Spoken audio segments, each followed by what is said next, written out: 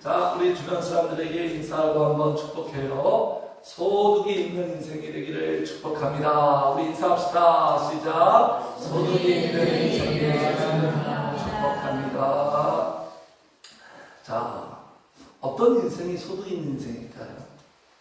대다수의 사람들은 그렇게 생각하죠. 돈 많이 벌고 부자 되고 어떤 경제적 소득이 넘치고 성공하고 사회적 지위가 높고, 근데 솔로몬은 이런 인생이 소득 있는 인생이라고 말하지 않습니다.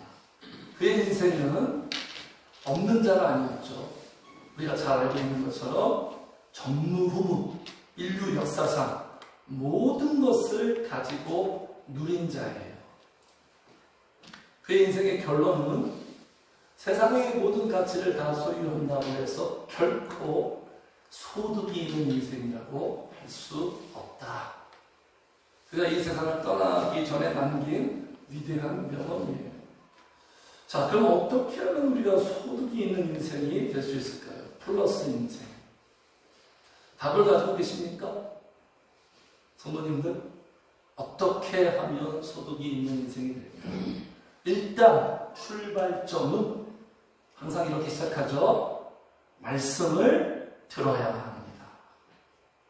소득의 인생의 출발점은 항상 그렇게 시작해요. 모든 시작이죠. 구원의 시작, 변화의 시작, 기적의 시작. 하나님의 말씀을 들어야 돼요. 하나님의 말씀을 들음으로 어떤 우리에게 유익이 있죠? 하나님의 말씀은 사실관계를 늘 우리에게 전달하죠. 그래서 가짜 뉴스로부터 우리를 지켜줍니다. 하나님의 말씀만이 진짜잖아요. 진짜. 99%가 아니라 100% 사실. 우리는 말씀의 목격자들이에요. 다 말씀대로, 역사는 하나님의 말씀으로 다 이루어지고 있고, 또 하나님의 말씀대로 지금 이루어져 가고 있는 거예요. 하나님의 말씀이 우리에게 어떤 유익을 주느냐? 오늘도 마찬가지예요. 바로 잡아줍니다. 바로 잡아줘요. 교정하죠. 교정. 수정하고. 그러니까 우리 인간들의 문제가 뭐냐면 이 세상이 온통 다 그냥 가짜 뉴스 천지고요. 가짜 뉴스로 말미암아 만연된 사회의 통념, 가치관, 시스템, 문화 다 변질되어 있어요. 이게 죄악으로 타락한 이 세상 아니겠습니까? 다 변질되고 왜곡되어 있어요. 그러니까 잘못 알고 있는 게 너무나 많아요.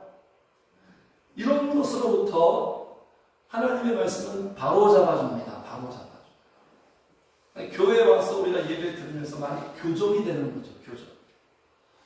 근데 우리가 살아가면서 이 정보에 대한 오해도 문제죠. 잘못된 정보를 습득함으로 말미암아 많은 문제가 야기되는데, 더 심각한 건 뭐냐면 신앙에 대한 오해예요.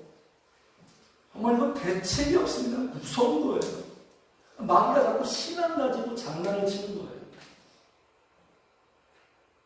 신앙에 대한 이 엄청난 폐해를 일으켜요. 솔직히 뭐 사회적인 이슈가 되고 막 그렇죠. 누군지 아시죠? 네. 보신 분, 들으신 분, 뭐 뉴스에서도 많이 보도하고.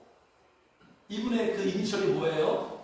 JMS 정명석. 그죠? 교주예요. 교주. 그러니까 신앙에 대해서 오해하니까 이렇게 이단에 빠져버리는 거예요. 이단에. 저도 대학교 4학년 때 여기 가서 2번 정도 성경 공부를 받았어요. 아주 아리따운 너무 이쁜 자매가 저한테 오는 거예요. 성경 공부 같이 할 생각 없었어요? 혹했죠, 그냥. 그때는 우리 예람 형과랑 교제 안 했을 때 같은데. 가서 뭐 한두 번 하니까 너무 논리적이에요. 그러니까 이 JMS 교리 체계를 이 사람이 만든 게 아니라 이 사람 지적으로 너무나도 형편없어요. 처음에 70년대 후반에 서울대, 명문대 학생들 전부해서 그 수재들이 이 교리 체계를 다 만든 거예요. 이렇게 논리적이에요. 체계적이에요. 딱딱딱딱 떨어집니다. 그런 거 좋아하는 사람들은 혹 넘어가죠. 너무나 명확하고 선명하니까 시원시원하니까. 2번 하는데 좀 다르다. 굉장히 막 새롭게 오지만 계속 하면 할수록 이상한 거예요. 그래서 교회 담당 목사님하고 상의하는 거. MS다, MS. 당장 그냥 제가 헤어졌죠. 그래서 막, 모든 여성들을 막, 그죠? 성적으로 착취하고. 이러고 있어요, 이러고. 자세한 내용은 말씀드리지 않겠습니다. 다 알고 있지 않습니까? 이렇게 심각해져. 인생도 망치고, 가정도 붕괴되고, 신천지도 그렇고. 왜 오해하죠, 신앙에 대해서? 언제나 원인은 그거예요. 확실하게 알지 못하기 때문에 그러는 거예요. 확실해지면 괜찮아요. 그게 승리예요. 믿음은 확실성이에요. 내 신앙이, 내 믿음이 확실하게 정립되고 확립되지 않으니까. 또는 그냥 이론적으로 무장해도 내 영적 상태가 확실하지 않기 때문에 자꾸 마귀한테 미혹당하고 농락당하고 세상의 가짜 뉴스와 정보에 자꾸 우리가 휩쓸려가고. 비결은 뭡니까? 확실해지는 거예요. 확실해지는 거예요. 지금보다 더 확실해지는 거예요. 명백해지는 거예요. 그러니까 이렇게 자꾸 이해를 못해서 늘 제가 말씀드리죠. 이해를 못하니까 오해하게 되는 거예요. 오해하게 돼요. 그래서 부모님들 아예 모르는 것보다 잘못 알고 있는 게 이게 문제예요. 운동도 그렇죠. 뭔가 처음 시작하는 그러한 운동이 아니라 어디서 잘못 배워온 폼을 뜯어 고치는 게 그래도 시간 많이 걸리고 골치 아파요. 근데 말씀도 보면은 세리, 죄인들 이런 사람들이 문제가 아니라 하나님을 잘못 알고 있고 신앙을 잘못 오해하고 있는 누구예요? 유대인들이 정말 이들이 문제예요. 개선이 안 되는 거예요, 지금. 안 고쳐지는 거예요. 오해하고 있거든요. 자, 그래서 말씀을 지금 오늘 본문에도 지금 예수님께서 들려주고 있습니다. 자, 11절에 보니까 그들이 이 말씀을 듣고 있을 때에 자, 어디서 듣고 있을까요? 지난주 무슨 사건? 삭개오 집에서 계속 지금 진행되고 있는 거예요. 삭개오 집에서 말씀을 듣고 있을 때에 주님이 비유를 더하십니다. 그런 경우 있잖아요. 누군가의 생각을 조금 교정시키고 바로잡아주기 위해서 어떤 단도직입적으로 말하기보다도 내가 이야기 하나 해줄게. 잘 들어봐. 어떤 이야기를 통해서 교정하는 그런 경우 있지 않습니까? 그런 것처럼 지금 예수님께서 비유를 좀 더하세요. 첨가해가지고 지금 말씀하는 거예요. 의도와 목적은 뭘까요? 교정시키기 위해서. 교정. 이해시키기 위해서. 오해가 너무나 많아요. 우리 인간들이 오해를 너무 잘해요. 예수께서 대답하였을 때 너희가 성령도 하나님의 능력도 알지 못하는 걸 오해하겠다. 그렇죠? 알지 못하니까, 확실히 알지 못하니까 오해하는 거예요. 하나님의 능력을 확실히 몰라. 확실하게 몰라. 그러니까 자꾸 흔들리고 의심하고 불안하고 두려워. 또 말씀하십니다. 하나님은 죽은 자의 하나님이 아니요 산자의 하나님이시다. 살아계신 자, 그러니까 영적으로 살아있는 자에게 하나님이라 너희가 크게 오해하였다. 우리 인간들이 잘하는 크게 오해해요. 하나님을 오해하시다. 자, 그래서 여기 11절에 보니까 오늘 전체 내용은요 27절까지예요. 시간 관계상 한 절만 보겠습니다. 자, 오해 요소가 11절에 나옵니다. 11절 한번 다시 읽겠습니다. 시작. 그들이 이 말씀을 듣고 있을 때 비유를 더하여 말씀하시니 이는 자기가 예루살렘에 가까이 오셨고 그들은 하나님의 나라가 당장에 나타날 줄로 생각하고 있어요. 확신하고 있어요. 자, 오해의 소지가 발견됩니까? 성도님들 보이십니까? 무엇을 오해하고 있을까요? 그렇죠. 보이시죠? 금방 발견하죠. 이거예요. 자, 같이 읽읍시다. 시작. 하나님의 나라가 당장에 나타난다.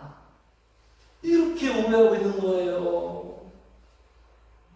이런 색안경을 끼고 지금 살고 있는 거예요. 이 오해가 사람 잡아요, 성도님들.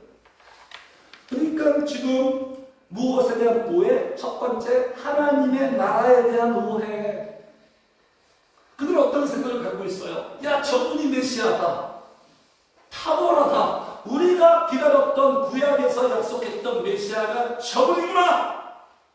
그러면서 어떤 기대감을 갖고 있어요? 자, 이제 저분의 능력으로 이 지긋지긋한 로마의 압제로부터 우리가 벗어나고 로마 제국이 탈출되고 이들의 향수, 이들의 그리움이 뭐죠? 다윗 왕국의 영광을 이제 재현하면 되겠다.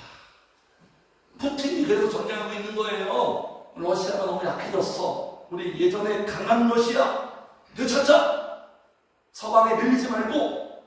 그래서 푸틴이 하는 짓이 이상해도 이 러시아 자국민들은 푸틴을 지지합니다. 그게 마음에 드니까. 이렇게 이해하는 거예요. 그러니까 지금 하나님의 나라를 신앙적으로 이해하는 게 아니라 정치적으로 이해하는 거예요. 정치적으로. 표면적으로. 완전 육신적으로, 인간적으로 이해하고 있죠. 제자들도 똑같았어요. 심지어 제자들이 예수님이 부활하고 승천하기 직전까지 지금입니까? 이스라엘 나라의 회복이 지금입니까? 그때까지도 그 생각이 고쳐지지 않아요. 오늘날도 마찬가지. 오늘날도 그렇죠. 오늘날도 네. 하나님의 나라, 우리 대한민국 성도들이 하나님의 나라를 정치적으로 이해하는 분들이 많이 있는 것 같아요. 애국심이라는 어떤 명목하에. 그래서 뭐 이 나라의 목사가 뭐 어떤 국회 거기에 참여해야 된다, 뭐 장로님이 대통령이 돼야 된다, 뭐 이런 식의 단순 구조의 생각들. 그게 다 정치적으로 이해하는 거예요. 정치적으로. 네. 성도님들, 하나님의 나라 주님이 누가복음 우리가 한번 살펴보았죠. 정리해 주셨죠. 하나님의 나라는 같이 읽읍시다. 시작. 또 여기 있다 저기 있다고도 못하니 하나님의 나라는 너희 안에 있는 거예요. 표면적으로 정치적으로 실현되는 게 하나님의 나라가 아니라 하나님의 나라는 성령의 역사로부터 성령님이 사람의 내면에 임하시고 그 성령님이 우리의 마음을 새롭게 바꾸시고 그 성령님의 통치하심 속에서 살아가는 사람, 인생, 공동체, 그게 하나님의 나라예요. Understand, 성도님들? 네. 이해되셨어요? 이렇게 이해해야 되는 거예요. 신앙적으로. 그렇게 살아가는 사람을 누구라? 이스라엘이에요. 이스라엘 무슨 뜻이죠? 하나님의 통치를 받는 사람들.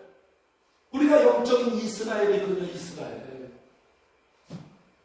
우리가 이렇게 이해하고 있는 거예요. 하나님의 나라. 그리고 그 하나님의 나라가 그냥 하나님의 그 순간 어떤 생각을 갖고 있냐면 자신들이 원하는 모습으로 다 나타나야 돼요. 지금 그렇죠. 하나님의 나라가 이렇게 나타나는데 이 사람들은 내가 원하는 모습으로 하나님의 은혜가 나타나야 된다는 생각. 이런 생각을 가지고 신앙생활하고 기도하면 이건 참 복잡해집니다. 꼬여버리는 거예요. 신앙생활은 하나님의 생각대로 우리가 가야지 내 생각대로 하나님을 막 요구해버리면 안 되는 거예요. 그래서 하나님의 나라가 어떻게 나타나야 된다? 하나님의 나라가 그 다음에 시점에서 말하고 있죠. 당장에. 자, 여기 밑줄 그으세요, 성도님들. 하나님의 은혜가, 역사가, 응답이 우리 인간들이 늘 생각하는 거 당장에 그냥. 우리 인간들은 참 조급해요. 그죠? 하나님이 원하시는 것은 정말 더디어요. 하나님이 우리에게 원하는 건 움직이진 않아요. 관심도 없어. 움쩍도 안 해요. 근데 내가 원하는 건 너무너무 급해. 그죠? 너무너무 조급해요. 그냥 빨리. 그냥 기다리질 못해요. 신앙생활은 기다림의 연속이잖아요. 그냥 당장에 모든 것이 그냥 한 방에 응답도 그냥 신속하게 즉각적으로 다 그렇게 되기를 원하는 거예요. 다 그렇게. 그래서 근거가 뭐냐? 근거. 여기 11절 나옵니다. 근거. 왜 이런 생각을 가지고 있느냐? 이는 자기가 예수님이에요. 이는 자기가 예루살렘에 가까이 오셨고, 이게 근거예요. 예수님이 이제 가까이 왔다. 우리 식으로 말하면 예수님이 나한테 가까이 왔다. 예수님을 만났다. 성도님들, 예수님을 만났다고 해서 다 된 거예요? 안 된 거예요? 예수님 만났다고 다 된 건 하나도 아니에요, 성도님들. 은혜 한 번 받았다고 사람이 변화됩니까? 안 됩니까? 왜 아무런 반응이 없으세요? 은혜 한 번 받았다고 변화돼요? 안 돼요? 인간이 그렇게 쉬운 존재입니까, 성도님들? 너무 쉽게 생각해요, 신앙생활을. 인간은 쉽게 생각하고 신앙은 쉽게 생각해요. 네? 한 번 은혜 받았다고, 예수님 만났다고, 주님이 나에게 가까이 온다고, 모든 게 다 된 거. 하나님의 나라가 이랬다. 변화됐다. 예수님을 만난 건요, 성도님들. 예수님을 만난 사건, 이건 놀라운 사건이죠. 엄청난 사건인데 예수님을 만난 건 완성이 아니에요, 성도님들. 완성이 아니라 뭐죠? 시작이에요. 주님을 만난 건 이게 시작이에요, 시작. 첫 걸음을 뗀 거예요. 결승선에 도착한 게 아닙니다. 예수님을 만나면, 성령을 받으면 완성되고 순식간에 다 변화되는 게 아니라, 이러한 생각 관점을 갖고 우리가 신앙생활하면 여러 가지 문제가 생기죠. 시작이에요, 시작. 그래서 이렇게 얘기하죠. 성령 받았을 때. 자, 같이 읽어 시작. 그들과 성령의 충만함을 받고 성령이 말하게 하심에 따라 다른 언어들로 말하기를 시작하니라. 보세요, 시작하니라. 성령의 충만을 받고 다 완성되었더라가 아니라 시작하는 거예요. 그러니까 예수님을 만나야, 진짜 은혜를 받아야 본격적으로 신앙생활이 시작되는 거예요. 주님을 만나지 못하고 성령을 받지 못하면 그냥 종교생활의 연속이에요. 교회만 다니는 거예요. 본격적인 시작이라니까요. 완성이 아니에요. 완성. 이제 첫 발을 뗀 거예요. 그러니까 이런 부분에 대해서 지금 다 오해하고 있는 것들을 예수님께서 교정하기 위하여 지금 이야기를 들려주는 거예요. 이 이야기가 생뚱맞은 이야기가 아니라, 뭔 소리냐 저게, 이렇게 수수께끼 같은 이야기가 아니라, 자, 이야기 첫 12절입니다. 이르시되 어떤 귀인이 왕위를 받아 가지고 오려고 먼 나라로 갈 때 딱 듣자마자 당시의 사람들은 다 이해하는 이야기예요. 왜냐하면 이게 어떤 사건과 실화를 바탕으로 한 이야기이기 때문에.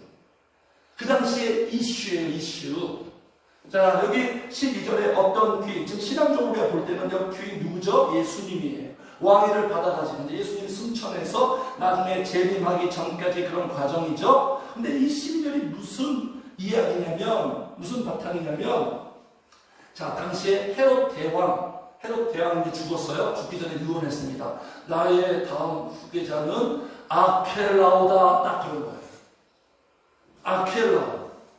근데 이 아켈라오를 당시에 유대 종교 지도자들이 너무 싫어했어요. 성격 포악하지. 저 사람이 우리를 지도하면 우리는 너무 힘들어진다. 그래서 이 당시에 이제 이렇게 아켈라오가 유대를 다스리려면 로마에 먼저 가가지고 인준을 받아야 돼요. 로마의 인준. 그래서 아켈라오가 로마로 가야 되는 거예요. 그래서 딱 인정을 받고 이제 와서 다스리는 거예요.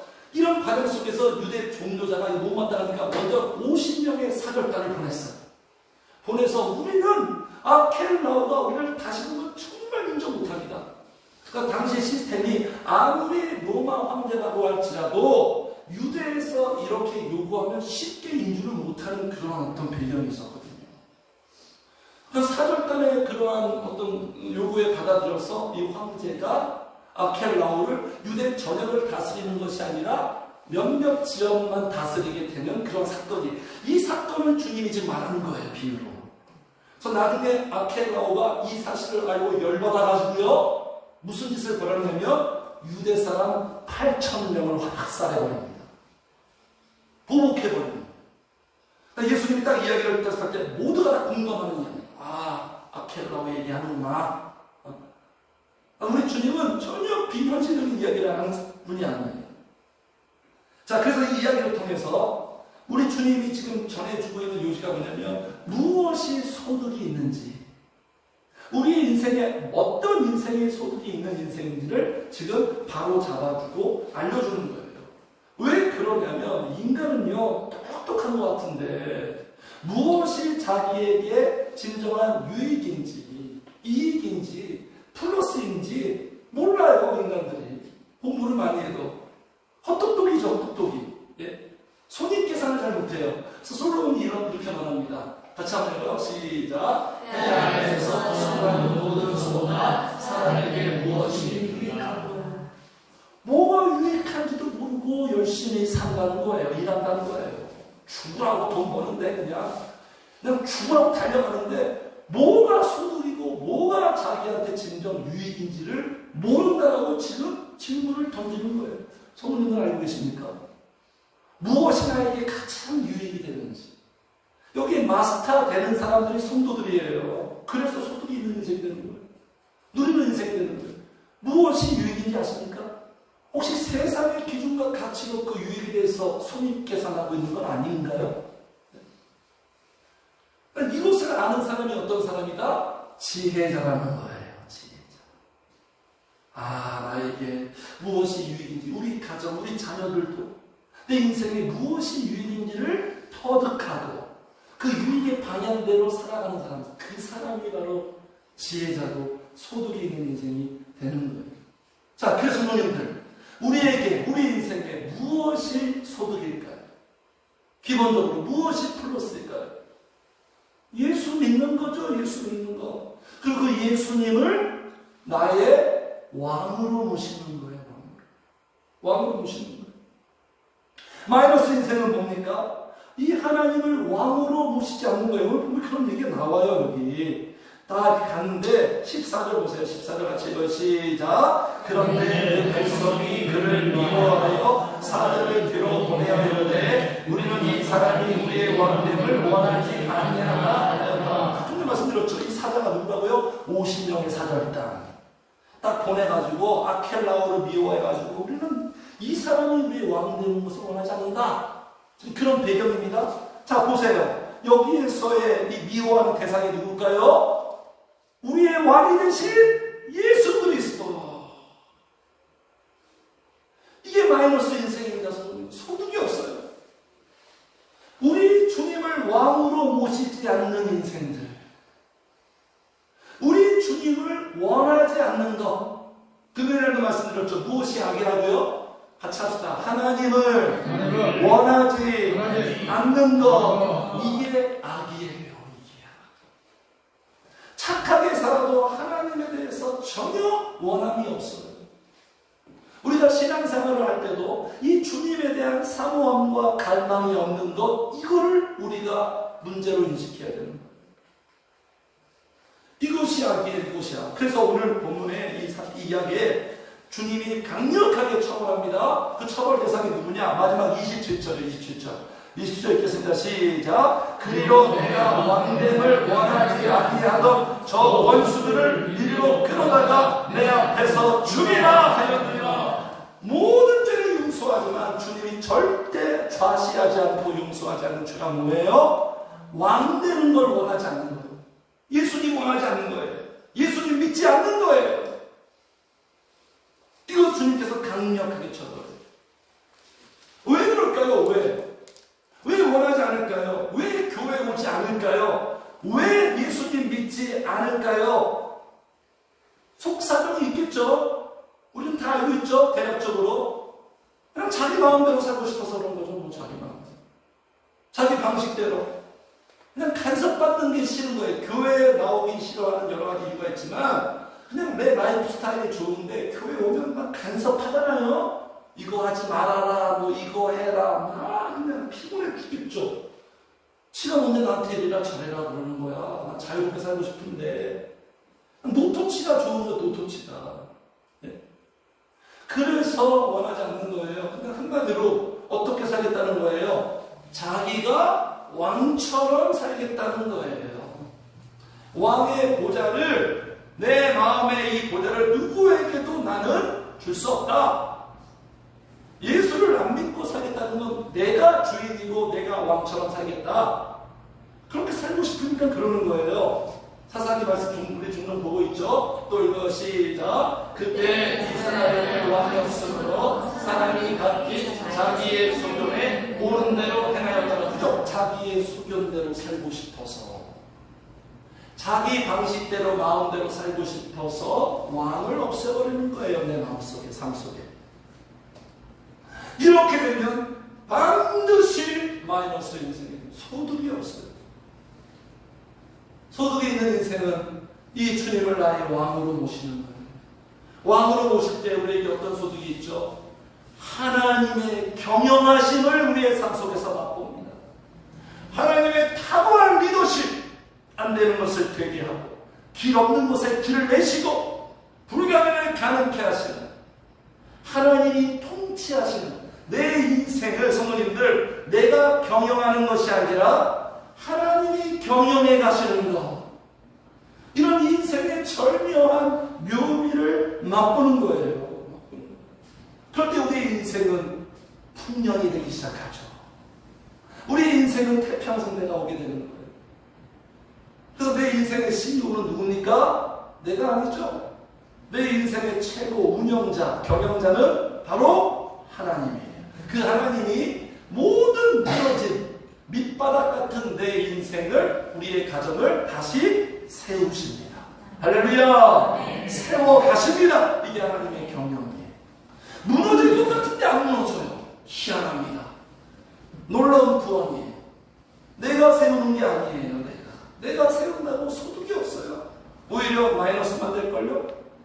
흉년이 올걸요? 하나님이 세우는 거예요. 하나님이 세우는 거예요. 자, 그래서 지금 이야기가 계속 진행됩니다. 이 왕이신 이 주님께서 미션을 줘요. 미션. 자, 13절 같이 읽겠습니다. 시작. 그 종 열을 불러 은화 열 문화를 주며 이르되 내가 돌아올 때까지 장사하라 하니라. 뭐하라, 성도님들?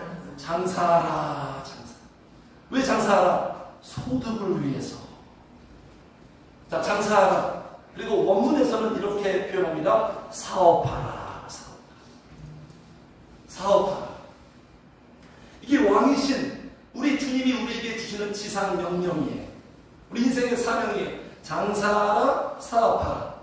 그런데 그냥 맨 땅에서 해명하는 게 아니라 장사할 수 있도록 이 주인이 여러 가지 기반을 조성하고 마련해 줍니다. 그렇죠. 13절에 무엇을 준다고 그러죠? 그 종 열을 불러 은화 열 문화를 주며.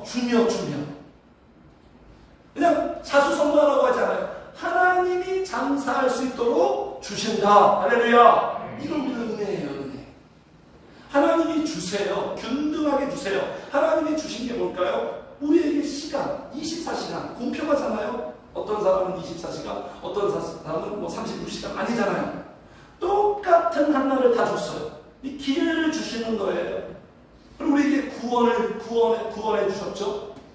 건강도 주시고, 교회도 주시고, 신앙생활 할 수 있는 여건과 상황도 주시고, 만남도 주시고, 기도할 수 있도록 하나님이 다 주신 거예요. 다 주신 거예요.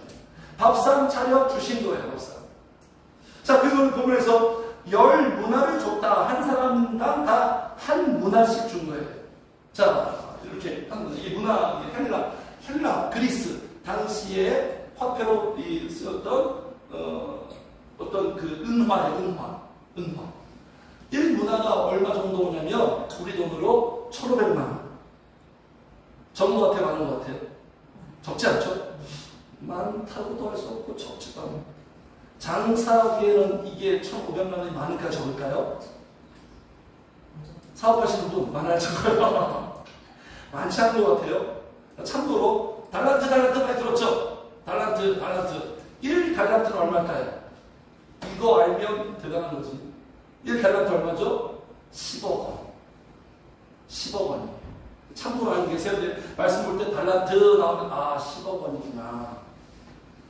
그래서 주님이 우리에게 주신 은혜를 어떻게 환율로 말씀하시죠? 1만 달란트래요. 하나님이 우리에게 주신 은혜를 1만 달란트로 말씀하시죠. 1만 달란트 얼마예요?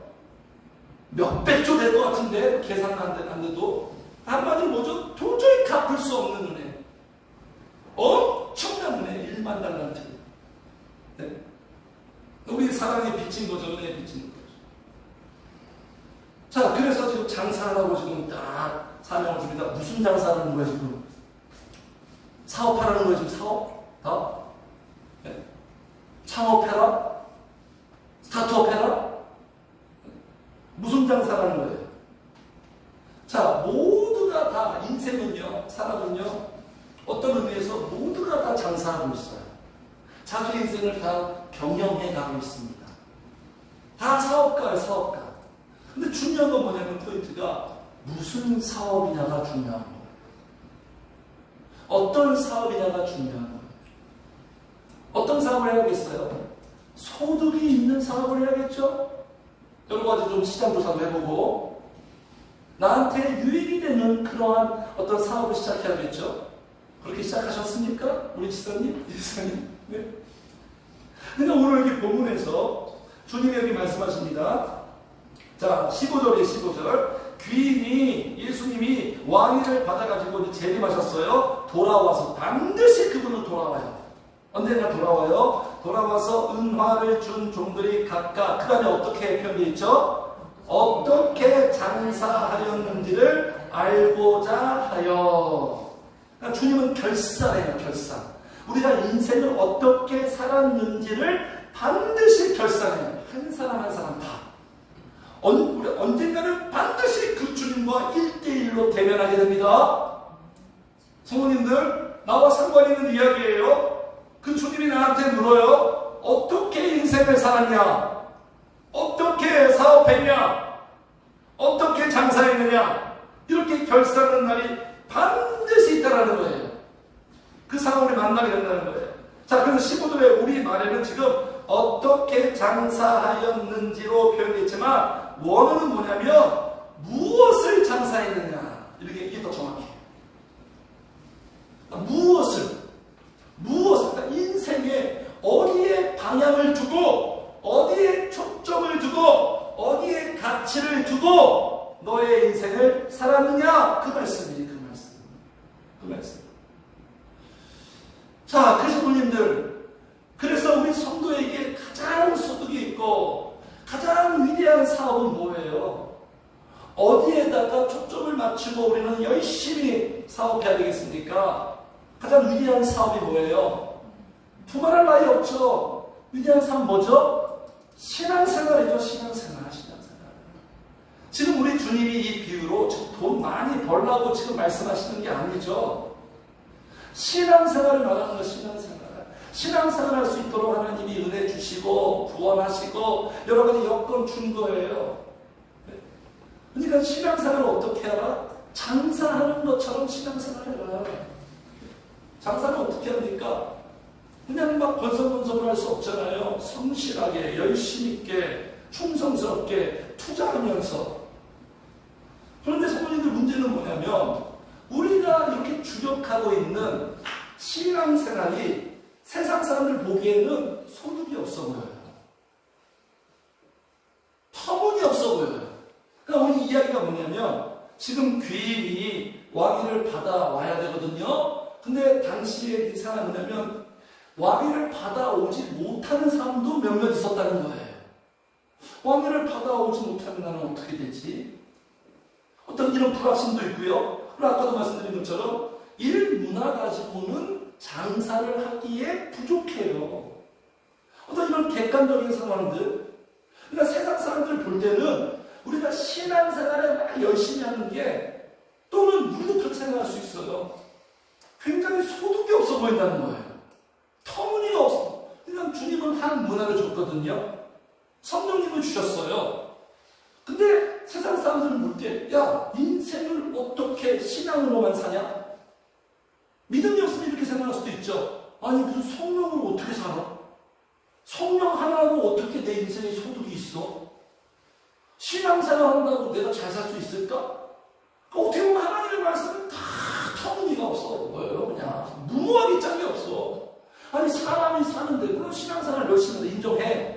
돈도 있어야 되고 이것도 있어야 되고 저것도 있어야 되지 현실적으로 살지. 자녀들 키우고 돈 들어갈 때가 얼마나 많아. 그리고 어느 정도 사회적 지위가 있어야 대한민국에서 편하게 살 수 있지.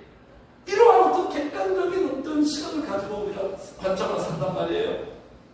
그런데 한 문화를 가지고 그걸 딱 내가 소유하고 신앙생활을 열심히 한다 오로지 이건 너무나도 무모하기 짝이 없어요. 터무니없게 그런 생각이 드는 거예요. 불확실한 거예요. 뭔가 이게 명백하지 않아요. 효과가 없는 것 같아요. 그런데 우리 주님은 여기에 그렇게 터무니없어 보이고 무모해 보일지라도 그죠? 거기에 순종하고 그 신앙생활에 충성을 다하는 것을 주님이 원하신다는 거예요. 그럴 때 우리의 인생은 소득이 있는 인생이 된다는 거예요. 그래서 주님이 이렇게 평가합니다. 이렇게. 네. 16절이에요. 그 첫째가 나와 이르되 주인이여 당신의 한 문화로 같이 읽어요. 시작. 열 문화를 남겨하리라. 신앙생활을 열심히 했다는 거죠. 신앙생활의 사업에 남겼다는 건 뭡니까? 소득이 있는 거죠. 이익이 있는 거죠. 열매 맺었다는 거죠. 그렇죠? 그러니까 주님이 어떻게 표현합니까? 17절 같이 해요. 시작. 주인이 이르되 잘하였다 착한 종이여 내가 지극히 작은 것에 충성하였으니 열국 권세를 차지하라. 어떻게 지금 주님이 칭찬한다고요? 잘했다. 충성된 종아. 착한 종이래. 착한 종. 착한 종. 그러니까 성도님들 우리 인생에 제일 잘하는 게 뭐예요? 잘 사는 게 뭐예요? 신앙생활에 열심히 주력하는 게 제일 잘하는 거예요. 베스트예요. 잘 사는 거. 오늘 보면 굉장히 기본기적인 거예요, 성도님들. 대단히 심오하지 않습니다. 표현이 좀 어려운 것 같지만. 무엇이 착한 거예요? 무엇이 착한 거? 주님의 뜻대로 그대로 순응하는 거. 이게 착한 거예요. 사람이 성격이 착한데 성도님들 신앙생활도 안 하고 교회도 안 하고 이게 바로 악한 거, 이게 악한 거예요. 그래서 소득이 있는 사람들은 누구냐? 소득이 있는 사람들의 특징이 뭐죠? 여기 17절처럼 여기 16절처럼 남겼나이다. 남기는 사람. 그리고 18절 같이 읽겠습니다. 시작. 그 들줄에 와서 이르되 주인이여 당신의 한 문화로 다섯 문화를 만들어나이다. 이게 진정한 소득. 남기고 만드는 것. 그러니까 소득은 뭐냐? 남는 거예요. 솔로몬이 전도서에 다 알고 있죠? 어떻게 시작하죠? 헛되고 모든 것이 헛되고다. 모든 게 가졌는데 헛되고다. 쉽게 말해서 뭐죠? 남는 게 하나도 없다. 내 인생 돌아보니까. 그냥 마음이 허전한 거예요. 허무한 거예요. 가끔 솔로몬뿐만 아니라 부자들도 이러한 어떤 모습을 우리가 보게 되죠. 네. 그 마약으로 혹시 그 탤런트 유아인 씨 이런 고백하더라고요. 300억 벌었는데 아무 소용 없대요. 허전하대요. 그래서 마약을 했는지 모르겠어요. 그 마음의 빈칸을 채우려고. 그 욕구가 충족이 안 되니까 강렬한 자극을 받아가지고 행복해지고 싶고 기쁘고 싶으니까. 그러니까 결국 물질은요 쾌락을 추구하고 그 쾌락을 추구할 때 항상 마지막으로 도달하는 게 마약이래요. 마약. 술, 담배 뭐 여러 가지 다 해봤는데 가장 이제 자극적인 게 마약이 남는 게 하나도 없어요. 그런데 소득이 있는 사람들은 남는 게 있어요. 그러니까 본인의 그 마음속에 남는 게 있어요. 남는 게.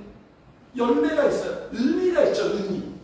의미가 있고 보람이 있고 가치가 있고 그러니까 자기 안에 그러니까 우리가 신앙생활에 열중하면 반드시 남는 게 있어요. 성령이 남겨주십니다. 우리 안에. 넣어주십니다. 그러니까 채워지는 거예요. 채워져. 안 채워지니까 소득이 없는 거예요. 성령으로 채워질 때 소득이 있는 거예요. 나에게도 남고요. 그리고 나뿐만 아니라 후손들에게도 남겨줘요. 소득이 있는 인생 특징. 후손들에게, 자녀들에게 유산을 남겨줘요. 그 유산은 뭘까요? 경제적인 게 아닙니다. 신앙의 유산을 남겨줘요. 신앙의 유산. 네. 그리고 사람들의 기억 속에도 그가 이 세상을 떠났어요. 기억하죠. 남겨있는 거예요. 이 땅에 살면서 참 신실하게 기도하면서 그 어려운 삶 속에서도 웃음을 잃지 않고 평안하게 주님만 바라보며 살아간 인생이었다. 사람들의 기억에 다 남는 거예요. 역사의 한 페이지에 다 남는 거예요. 우리가 신앙생활을 살아요. 오늘 보세요. 여기 성경에 등장하는 인물들 다 지금 주님이 남겨두신 거잖아요. 이의 특징이 뭡니까? 신앙생활 다 열심히 했죠. 잘했잖아요. 돈이 많아서 남겼습니까? 그래서 그런 말 있죠. 호랑이는 죽어서 가족을 남기고 사람은 죽어서 이름을 남기는 이름. 우리의 인생, 우리의 존재 이렇게 남고요. 만들어져 갑니다. 소득이 있는 인생은. 사람이 어떤 큰 규모의 어떤 그런 건축물이 만들어지는 게 아니라 사람이 만들어져 가는 것이 그게 가장 위대한 거예요. 내가 만들어져 가는 게 가장 소득이 있는 거예요. 어떤 사람으로 성도님들? 하나님이 원하시는 사람. 영적인 사람으로. 행복하고 축복하는 사람으로. 이 사람을 만드는 게 뭘까요? 우리의 신앙생활이잖아요. 이 사람을 만드는 게 바로 기도의 경영이잖아요. 그래서 제가 종종 이런 말씀드리죠. 사람은 기도를 만들면 기도는 누구를 만든다? 그 사람을 만들어. 그래서 우리 기도가 위대한 거예요. 최고로 위대한 경영이에요. 그 기도가 우리를 만들어 가는 거예요. 그래서 이렇게 남기고 이렇게 만들어져 갔을 때 주님은 어떻게 말씀하십니까? 17절에 보니까 주인이 이르되 잘하였도다 착한 종이여 내가 지극히 작은 것에 충성하였으니 시작 10돌 권세를 차지하라 하고 19절도 시작 주인이 그에게 이르되 너도 5돌을 차지하라. 어떤 복을 준다고요? 차지하게 돼요. 누리게 돼. 이게 소득이 있는 거예요. 네. 그러니까 여기서 분량의 법칙을 또 발견합니다. 우리의 신앙의 분량만큼 우리의 신앙의 성장만큼 우리의 믿음의 수준만큼 우리는 차지하게 되어 있어요. 보세요. 주님이 계산에 정확해요. 10문화를 남기니까 10돌을 권세를 차지하게 하고 또 5문화를 남기니까 거기에 상응하는 5돌을 차지하게 합니다. 정확해요. 정확해요. 분량만큼 우리가 누리게 되어 있어요. 네. 차지하게 되는 거예요. 그래서 여기서 차지한다는 뜻이 뭐냐면 이런 뜻이에요. 어떠한 상태로 변하다. 어떠한 상태로 변하다. 이게 차지. 어떠한 상태로 변화될수록 차지하고 그리고 이렇게 변화될수록 어떠한 상태로 들어가는 거예요. 들어가는 거예요.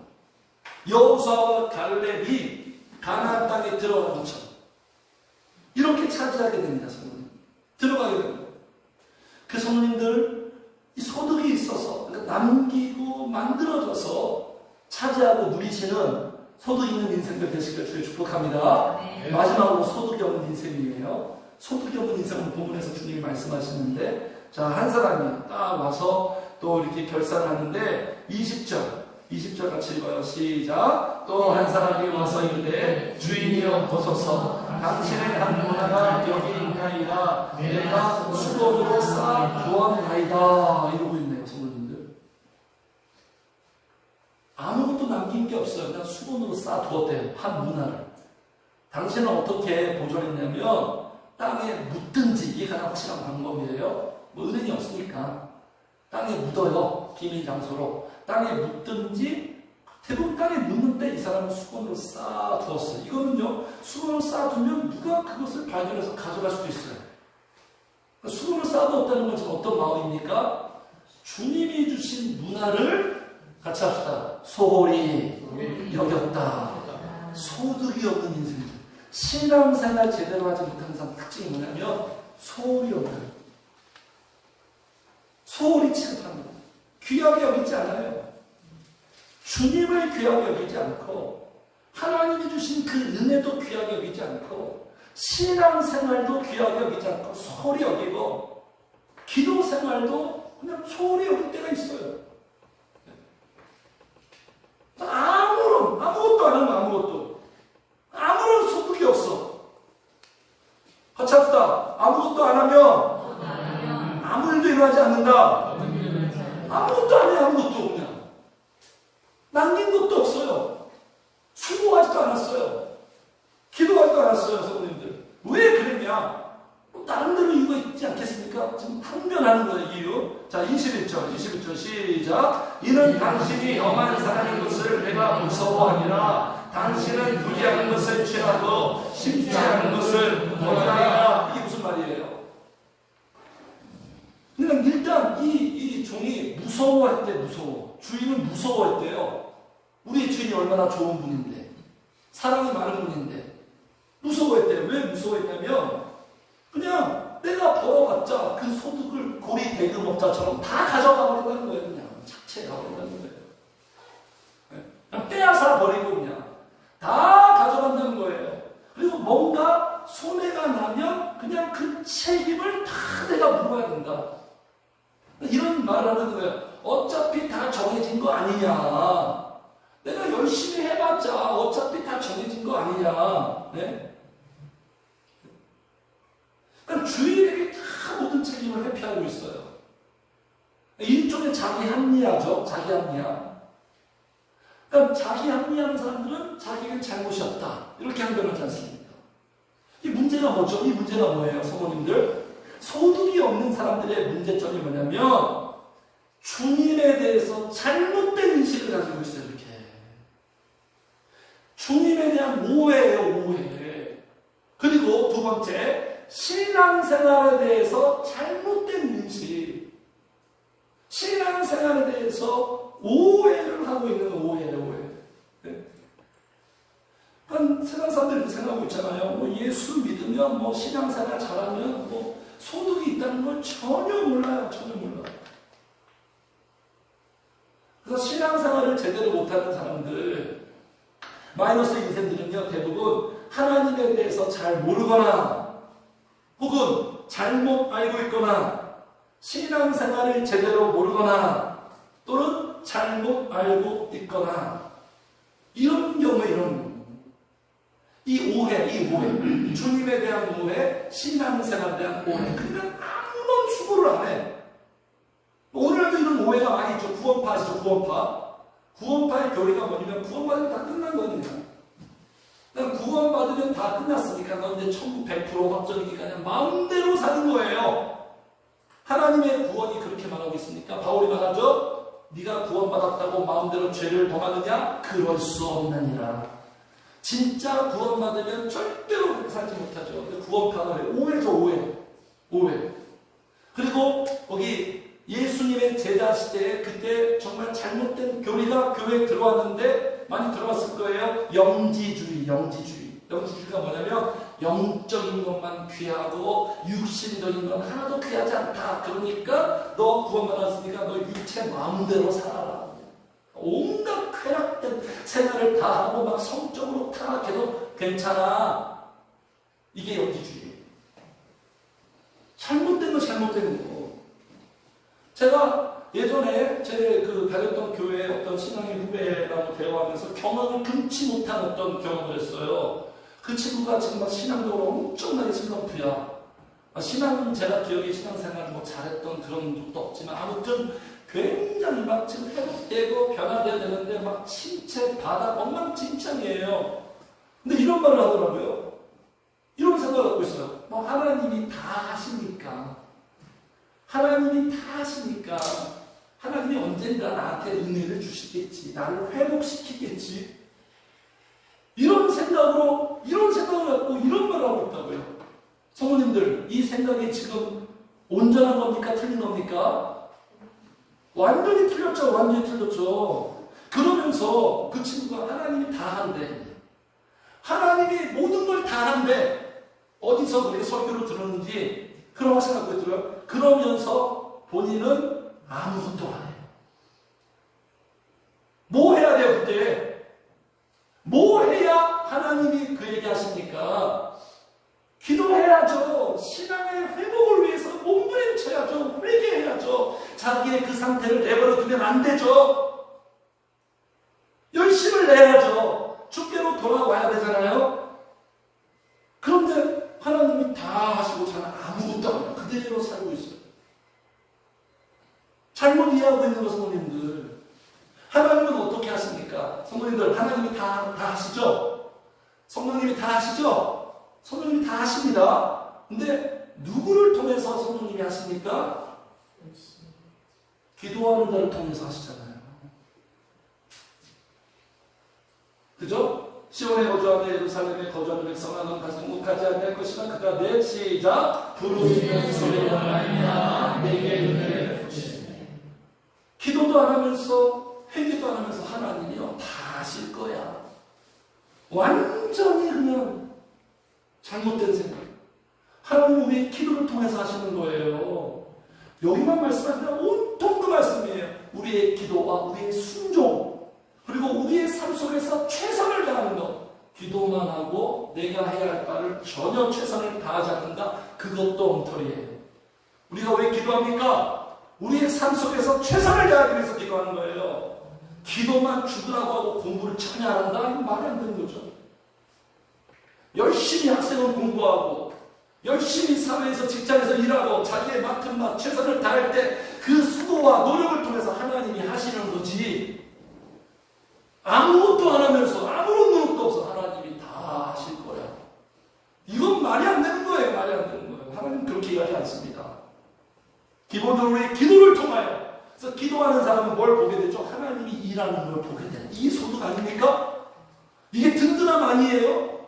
이게 돈보다 더 우리를 딱 든든하게 해주는 거잖아요. 그럼 반드시 알게 해요. 내가 기도하면 하나님이 내 마음에게도 내 마음도 슬프고 다운되고 침체됐는데 내 마음을 새롭게 회복시키고 일으키는 거 그것도 알게 하시고 내 삶에 어떤 문제가 있어요. 그 문제 가운데 간섭하고 개입하셔서 하나님의 경영하시는 걸 보게 하고 우리 가정을 우리 자녀들의 교회를 하나님이 어떻게 일하시는 것을 다 보게 하시고 사건과 상황 속에 일상 속에서 나타내신단 말이에요. 그런데 하나님이 다 한다고 그러고 아무것도 안 해요. 기도를 안 해요. 기도를 안 해. 오늘 이 종은요 기도 안 하는 거예요. 주님이 기도할 수 있도록 문화를 줬는데 그냥 싸면 준 거예요. 기도하는 이 귀한 것들을 잘못 이해하고 있어. 하나님이 뭐 다 하실 건데 난 기도해도 뭐 좋고 안 해도 좋고.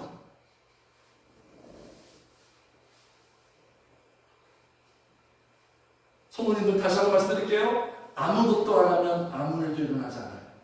기도하지 않으면 아무 일도 일어나지 않아요. 기도하지 않으면 아무런 변화가 없어요. 아무런 성장이 없어요. 아무런 진전이 없어요. 아무런 소득이 없어요. 세월이 지나가도 그대로예요.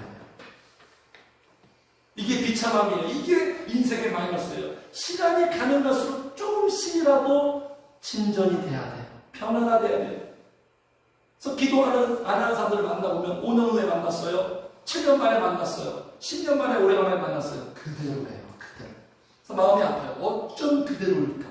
하나도 안 변했네.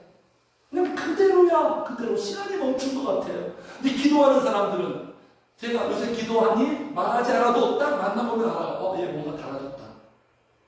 변화된 것 같다. 얼굴이 달라졌네? 뭔가 느낌이 오거든요. 영감으로. 뭐 좋아졌다. 그래서 대화를 막 이어갑니다. 어떻게 살고 있니? 뭐 신앙생활 얘기 막 나와요. 기도를 하고 기도를 시작하는 거예요. 요새 기도하기 시작했어. 기도하고 있어. 예전 같지 않아요.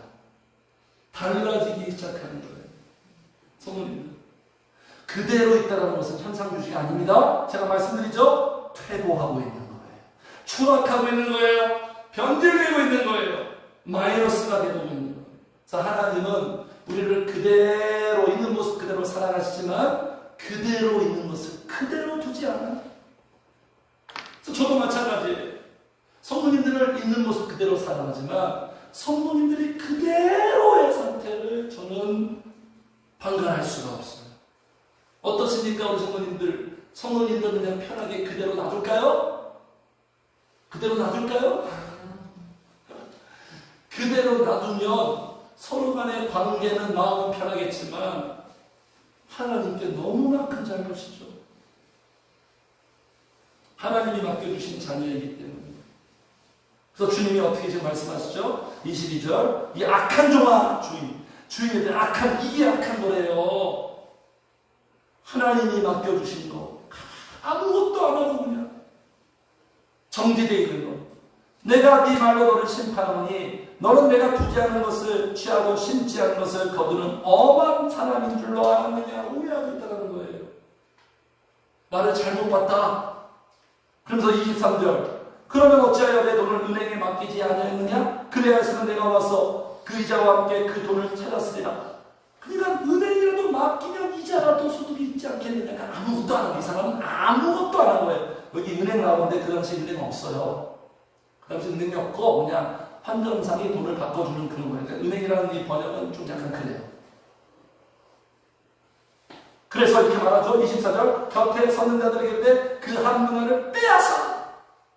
같이 합시다. 빼앗긴다. 빼앗기는 건 소득이 아니죠. 마이너스죠. 빼앗아 10문화 있는 자에게 주라 하니. 있는 것까지 빼앗겨요. 성도님들, 우리가 신앙생활과 기도생활을 하지 않으면 전에 나에게 주신 은혜까지 다 없어져 버려요. 사라져 버려요. 빼앗겨요. 성도님들. 그래서 마지막 27절 이게 뭐냐면 영적인 빈익빈 부익부 법칙. 신앙생활도 양극화가 적용됩니다. 27절 마지막 시작. 그리로 내가 왕됨을 원하지 아니하는 저 원수들을 죄송해요. 26절 시작. 주인이 이르되 내가 너희에게 말하노니 무릇 있는 자는 받겠고 없는 자는 그 있는 것도 빼앗기리라. 정말 이 말 맞죠? 은혜 받는 사람은 계속 은혜 받아. 안 그렇습니까? 우리 주변에서 확인할 수 있는 사실. 은혜 받고 성장하는 사람들은 계속 은혜 받아. 그는 계속 차지해. 다 차지해 봐. 혼자 은혜 다 받는 것 같아요. 근데 은혜 받지 못하고 신앙에 성장하지 못하면 계속 은혜 못 받아요. 어쩜 그런지 모르겠어요. 양극화야. 모두가 같은 이런 상황으로 성장하면 좋겠는데 그렇지 않더라고요. 은혜 받는 사람은 계속 은혜 받아. 항상 기도하는 사람은 계속 기도해. 은혜 받지 못하는 사람은 계속 그대로 해요. 기도하지 않는 사람은 계속 기도를 안 해. 주님이 말하는 거예요. 있는 자는, 여기서 있는 자가 뭐냐면 아직까지도 소유하고 있다. 뭘 소유해요? 사모함. 그 사모함을 소유하고 있는 자는 주님이 어떻게 말씀드려요? 받겠고 계속 받는다는 거예요. 은혜 받고 복을 받고. 그래서 점점 소득 있는 인생으로 막 넘쳐나고 부자 되고. 그런데 없는 자는 사모함도 없고 신앙생활에 여유도 없고 기도도 없고. 없는 자는 어떻게 된다? 그 있는 것도 시작. 그 있는 것도 빼앗기라. 지난날에 받은 은혜까지 다 털려버리는 거예요. 그래서 성도님들, 소득이 없는 이 인생의 사랑으로 우리 가지 아니하고 주님 말씀하신 것처럼 소득이 있는 인생으로 성도님들 마음속에 계속 그 사모함을 소유하셨어요. 장사하라. 가장 위대한 사업, 우리에게 명하신 신앙생활 열심히 성실하게 충성되게 하셔서 더욱더 개인과 가정과 인생에 소득이 넘쳐나시는 플러스 인생 되시기를 주의 이름 축복합니다. 네, 찬양하겠습니다. 288장